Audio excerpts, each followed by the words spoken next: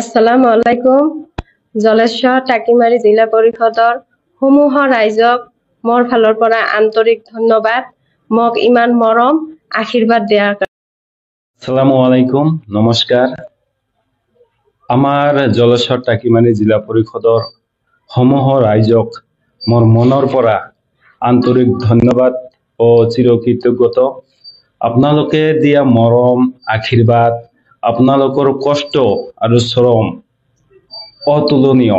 মই কেতিয়াও আপোনালোকক পাহৰিব নোৱাৰিম। আপোনালোকৰ আশীৰ্বাদ, আপোনালোকৰ সহায় সহযোগিতা ইমান মই পাইছো, মই কল্পনাও কৰিব নোৱাৰো।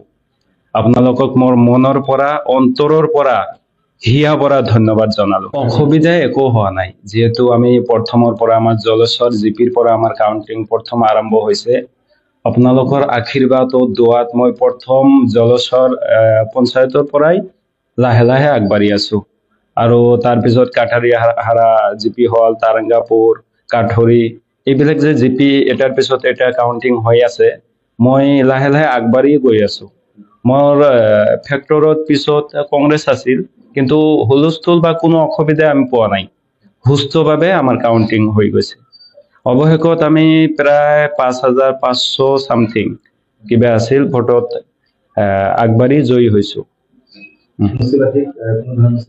নাই, একো চিন্তা নাই, একো অসুবিধাও হোৱা নাই।